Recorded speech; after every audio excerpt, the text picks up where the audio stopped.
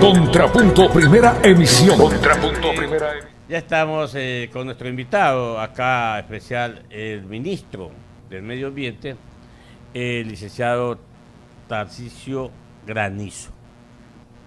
Sus orígenes están en la provincia del Chimborazo. Conversaba extra del micrófono con él y es un hombre que está preparado, que tiene mucha experiencia en esta actividad. No es un advenedizo, es un hombre que sabe lo que está haciendo, lo que habla.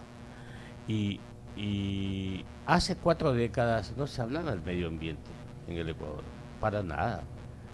Yo recuerdo aproximadamente unos 20 años, 25 años, estaba en el Fondo Monetario Internacional y me dijo un amigo: ¿qué tanto se queja la gente? ¿Qué tanto se quejan los países? Si aquí hay, lo que más hay es dinero aquí, pero no para la banca, no para la salud, para el medio ambiente. Lo que más hay dinero es para el medio ambiente. Y bueno, obviamente hay que presentar los proyectos, etcétera, etcétera, etcétera. Y para ello se formaron las ONG, ¿ya? Entonces, esto creció, esto se desarrolló, esto se organizó, esto se planificó, porque hablar del medio ambiente para el ciudadano común, bueno, es el clima, es una cosa así, pero ya cuando hablamos con los entendidos, ellos sí saben de qué se trata, o como se dice comúnmente, ellos saben cómo se come esto. Bienvenido, ministro, aquí a la ciudad de Guayaquil y a Huancavilca 830M. Bueno, muchísimas gracias. Un gusto estar aquí en Radio Huancavilca hablando con usted y con los oyentes. Ministro, ¿qué lo trae por acá? Bueno, hemos estado acompañando al presidente en el cierre de la campaña el día de ayer y hoy estamos yendo a la Reserva Manglares Churute para celebrar el Día Mundial de los Humedales. Los humedales son todos los ecosistemas que tienen agua, lagunas, lagos, ríos, pantanos, incluso las costas del mar. Así que hoy se celebra ese día y vamos a estar en los cerros de Churute. En los humedales de Churute. Sí, pero los cerros le llamamos nosotros de Churute. Sí, los cerros de Esa Churute. zona es bonita, cuando uno va a Machala y va viendo, es preciosa. Ahora, ¿cómo está estructurado? ¿Cuál es la estructura del Ministerio del Medio Ambiente? Debo entender que usted ya tiene, no es parte de este gobierno únicamente. Usted me decía que perteneció al gobierno anterior, en otra cartera de Estado, obviamente, pero que conoce mucho del medio ambiente. ¿Cómo está estructurado el ministerio? Sí, bueno, ¿Cuáles son sus objetivos, ¿no? Perfecto, yo vengo del sector de las ONGs, pero participé, como usted lo acaba de mencionar, en el gobierno anterior como subsecretario de Políticas del Ministerio de Patrimonio. Bueno, el Ministerio del Ambiente es un ministerio relativamente pequeño comparado con otros. Contamos con 4 subsecretarías, una de ellas aquí en Guayaquil, la Subsecretaría de Gestión Marino Costera.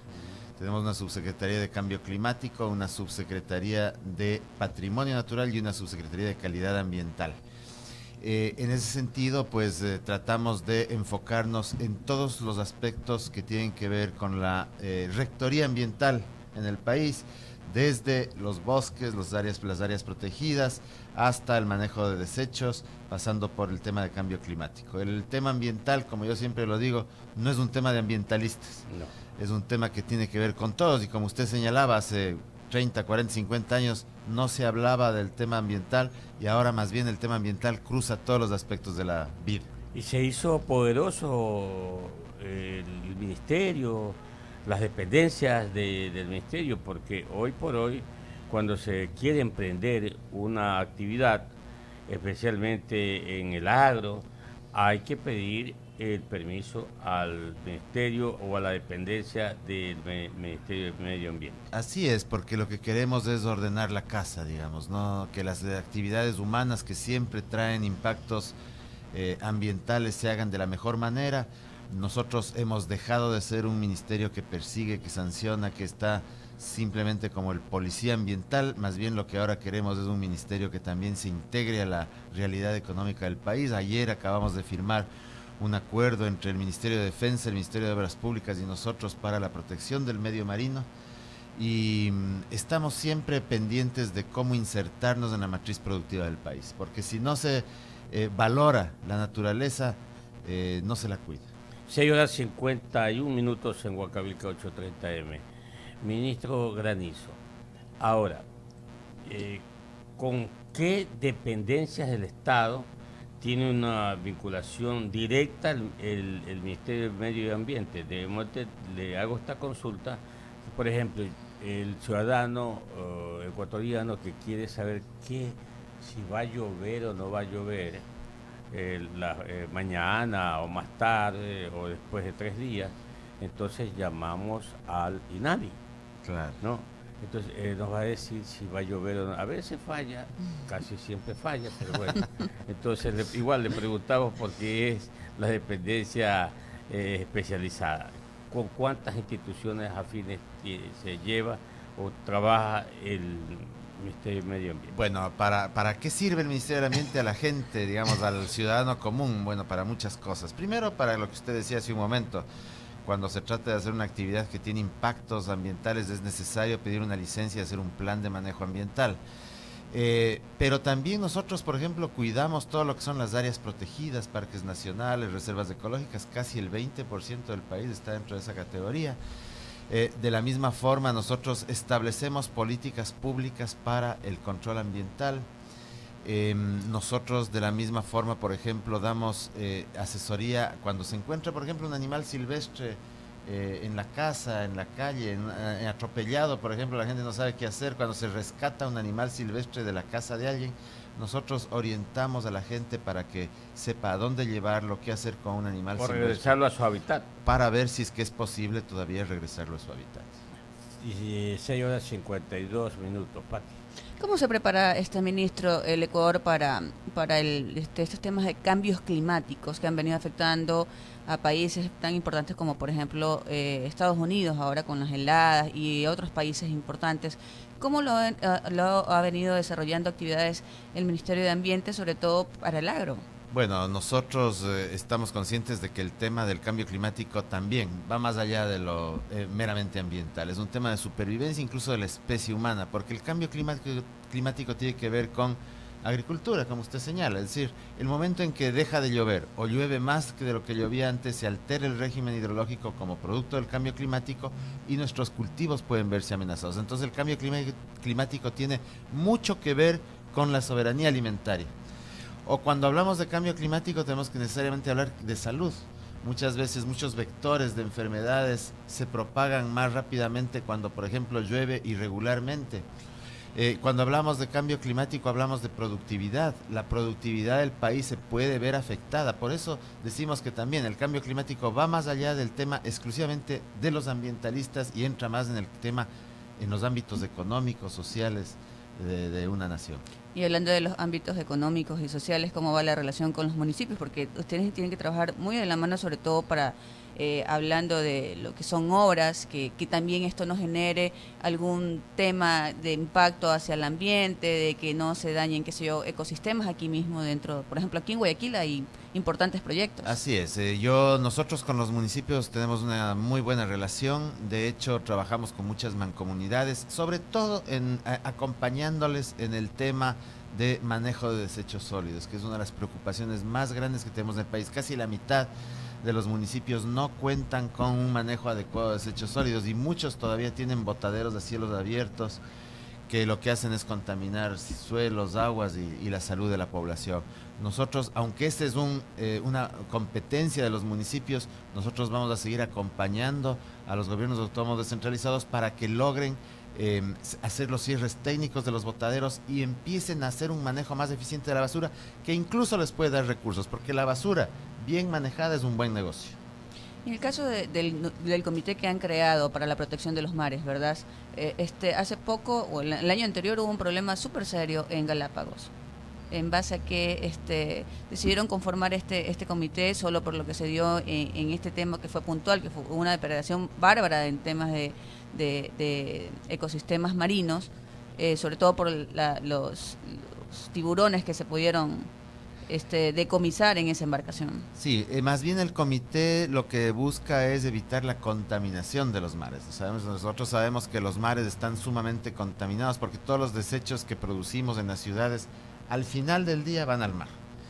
El otro tema, por ejemplo, el tema de los plásticos. Hay mucho plástico ahora en el océano, hay los famosos microplásticos que no se les ve, pero están ahí afectando a la vida marina, que también es parte de nuestra soberanía alimentaria.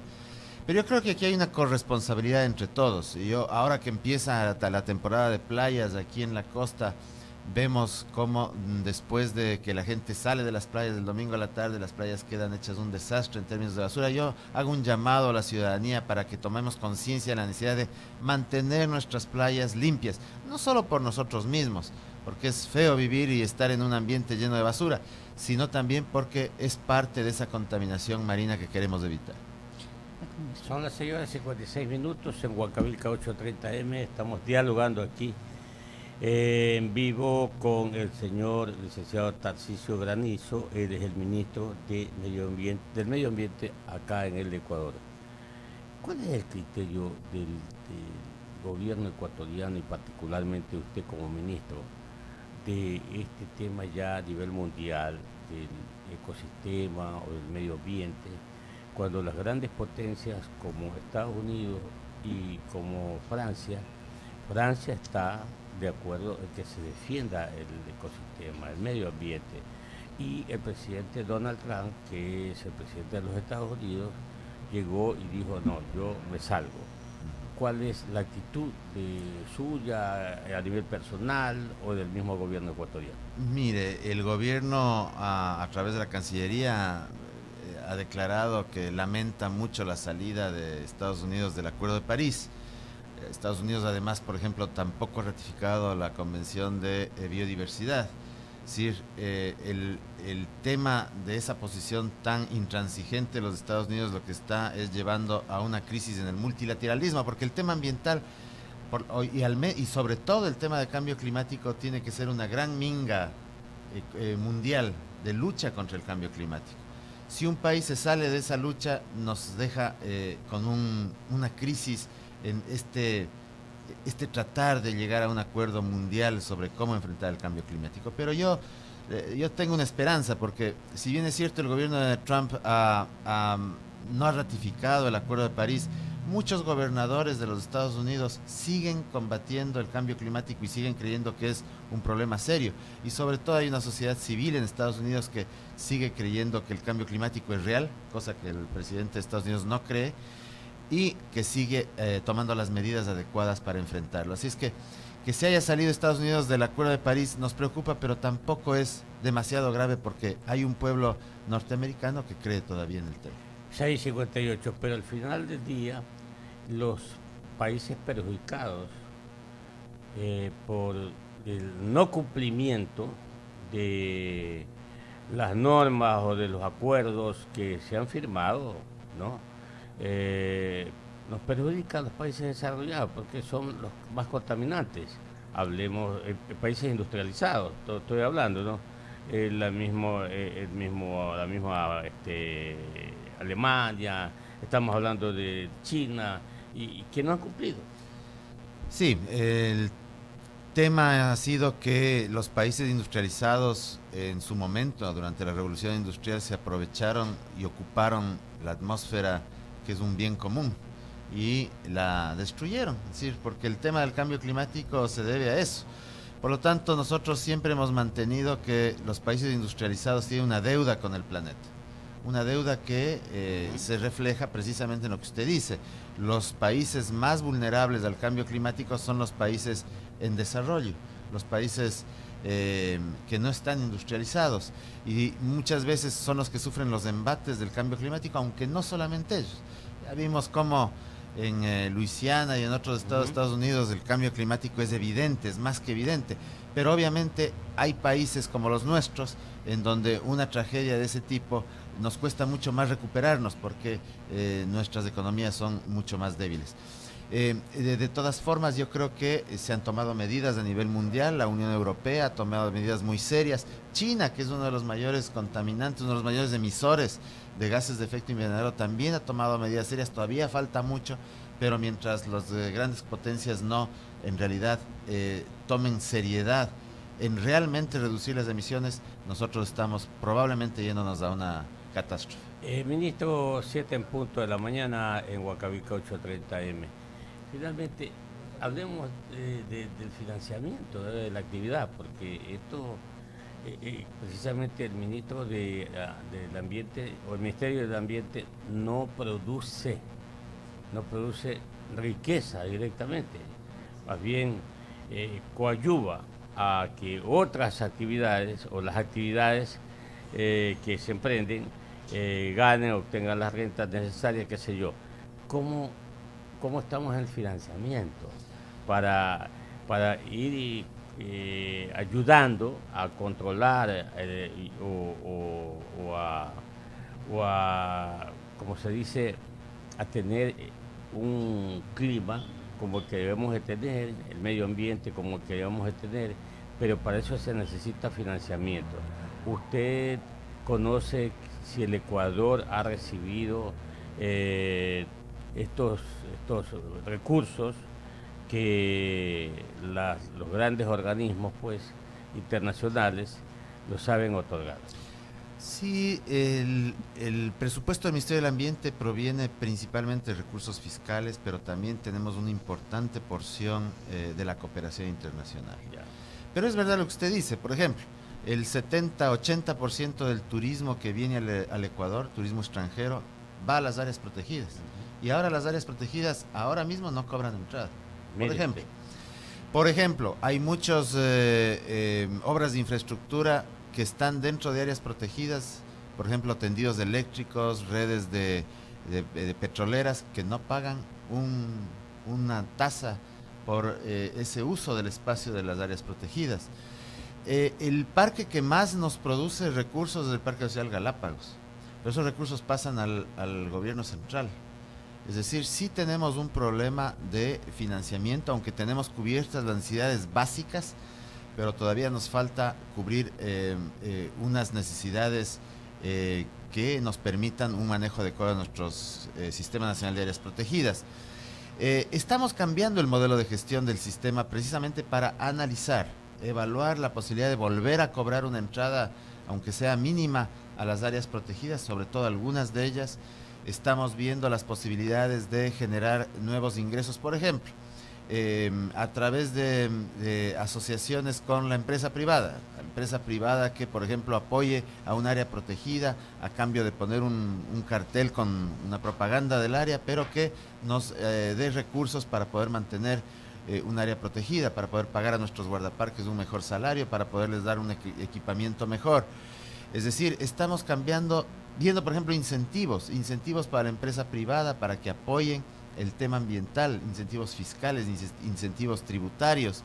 Es decir, estamos viendo una serie de medidas que nos van a permitir precisamente lo que usted señala, tener un ingreso que además no vaya al Estado central, sino que sea reinvertido en las áreas protegidas. 4 minutos. Vea, para el público oyente de Huancavica, ejemplos. Usted indica, muy bien, en Galápagos cobramos la entrada, ¿cierto? Pero en el Cajas no cobramos. Así es. Y el Cajas, imagínese usted, ¿no? El Cajas es agua. Claro. Pero en el Gran Cañón, en Nevada, cobran, pues. Cobran duro. Y cobran duro.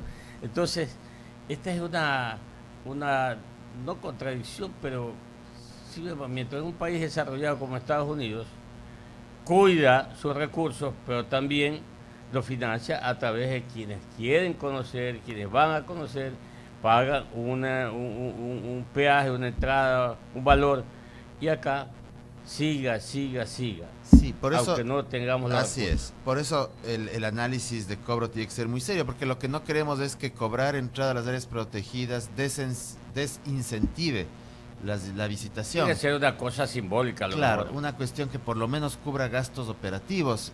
No, lo que queremos es que el habitante ecuatoriano, la población, vaya a nuestras áreas protegidas. Por ejemplo, ¿cuántos guayaquileños han ido a Manglares Churute?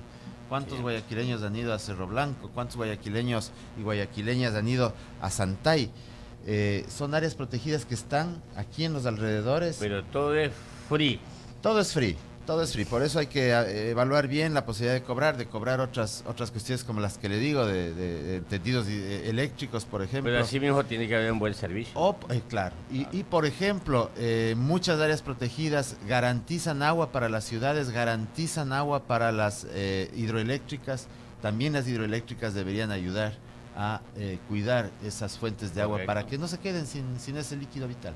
Bueno, ministro, le agradecemos aquí. Muchísimas por estar gracias con a nosotros ustedes. muy tempranito. ¿Le gusta madrugar? A mí siempre me ha gustado. Perfecto. Muy bien. Gracias y que le vaya bien por Churute. Es una bonita zona. Muy amable. Hay No conozco, peces, nunca no he conoce. estado. Bueno, vaya. Bueno, es oportunidad bonito. entonces. Buen clima. Le vaya bien. Gracias por estar con nosotros. Huancavelica, la H grande de la información.